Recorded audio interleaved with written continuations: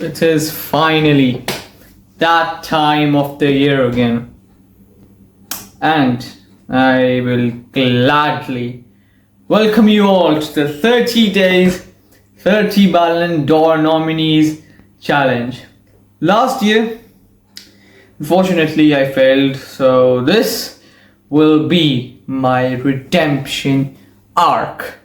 As you may know, or maybe not if you live under the rock, today, 7th of August, the 30 Ballon d'Or nominees have been announced.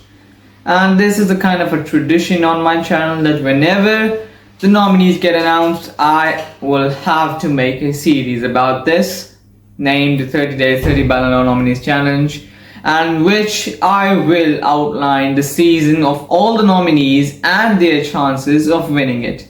So let's go in order of the list presented by Ballon d'Or itself.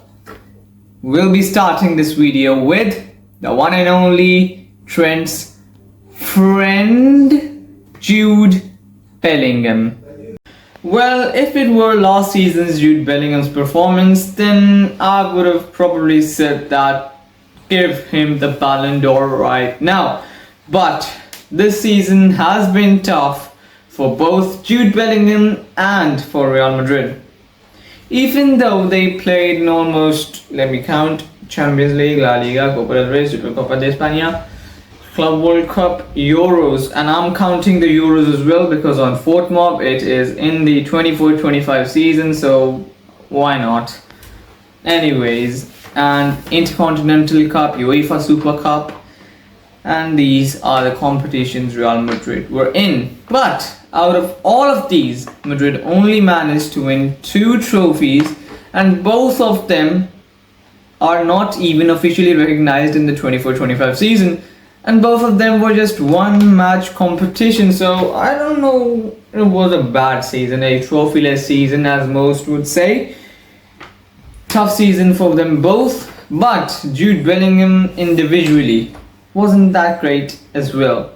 Last season he was among the goals very high, but now it's still decent. Hear me out, 18 goals and 16 assists in 65 matches. Now don't correct me in the comments because these have been counted by my own little eyes. Alright, these stats are pretty good, but still Madrid individually weren't that good, so his chances are a little low because of that.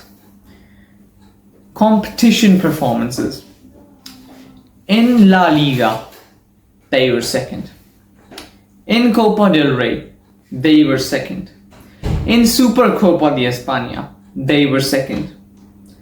In Champions League, they reached the quarter-final.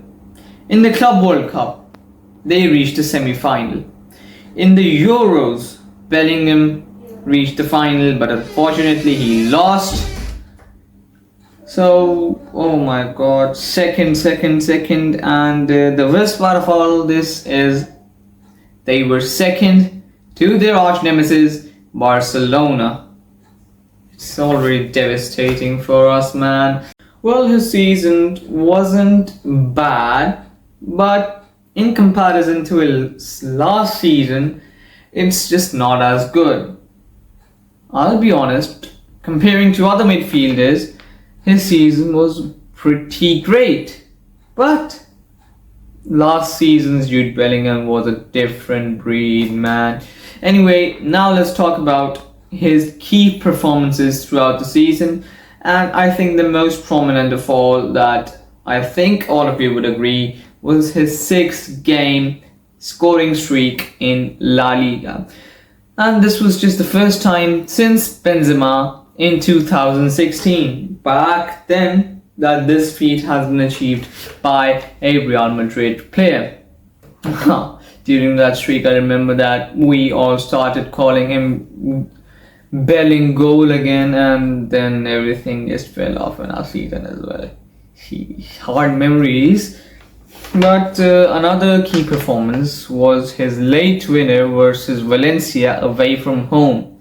This was a critical match because if I remember correctly, he was the only, the big player of the quadruple of Rodrigo, Mbappe, Vinicius, and Bellingham to be playing in that match and being in form.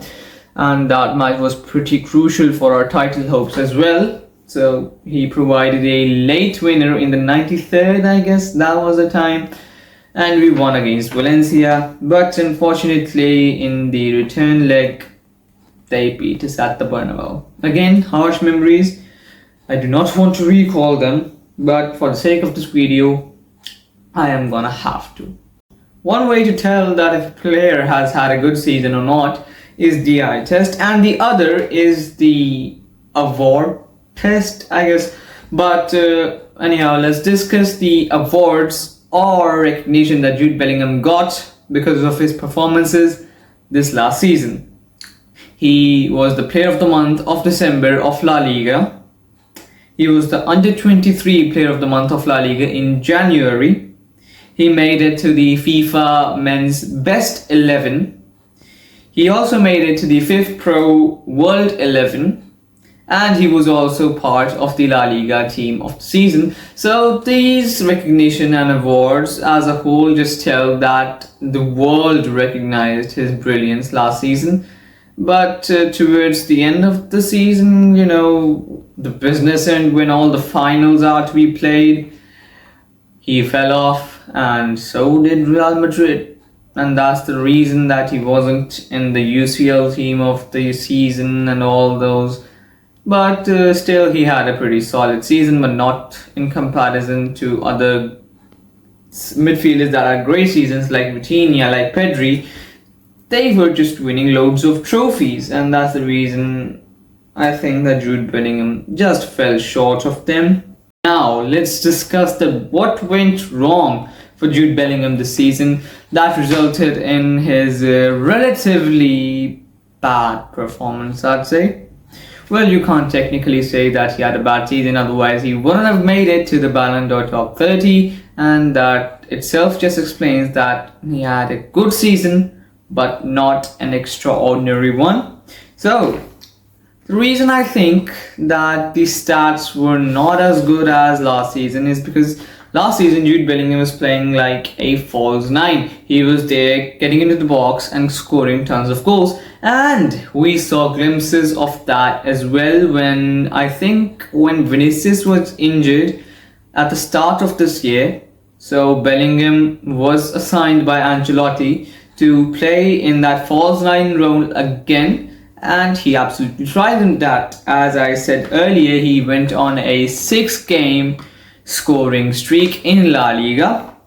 So, but other than that, I think the main reason would be the arrival of Mbappe, because before that they didn't have a proper striker. You can argue that Joselu was there, but he was more like of a bench player. But now, because of so many superstars, Ancelotti wasn't able to figure what kind of a tactical system would work to get the most scoring best out of all of them.